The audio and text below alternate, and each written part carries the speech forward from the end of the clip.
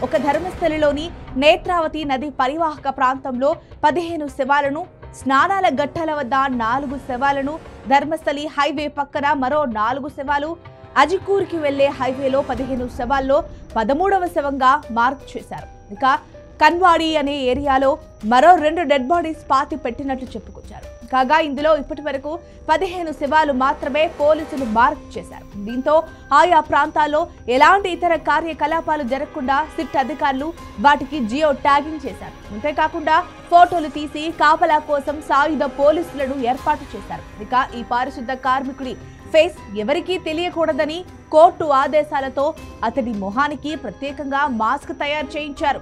ఆ మాస్క్ పైన red and lines కొన్ని ఉన్నాయి.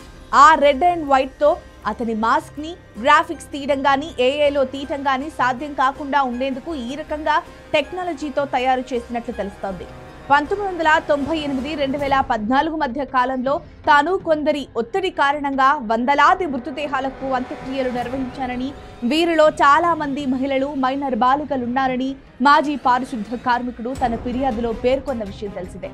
జులై 4న ఫిర్యాదు ఇచ్చిన సందర్భంగా అతడు ఒక పుర్రెను సాక్ష్యంగా అందించాడు.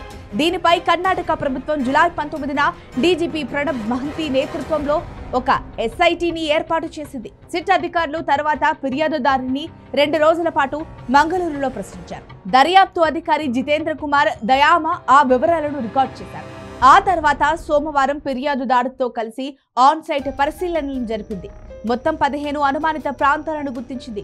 ఈ కార్యకలాపాల్లో ఫోరెన్సిక్, ఆంథ్రోపాలజీ, రెవెన్యూ విభాగాల నిపుణులు పాల్గొన్నారు. ఈ ప్రాంతాల్లో త్వరలో తవ్వకాలు జరిపేందుకు ప్రయత్నాలు జరుగుతున్నాయి. మరోవైపు ఈ దర్యాప్తును ధర్మస్థలి మంజునాథేశ్వర ఆలయం స్వాగతించింది.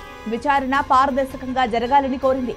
ప్రజా ప్రయోజనాల కోసం కృషి చేస్తున్న న్యాయవాదులు, స్వచ్ఛంద సంస్థల కార్యకర్తలు కొందరు ఎస్ఐటీ విచారణపై న్యాయ వ్యవస్థ పర్యవేక్షణ అవసరమని కోరారు. అలాగే నిష్పక్షికత కోసం ఫోరెన్సిక్ సాయం తీసుకోవాలని సూచించారు.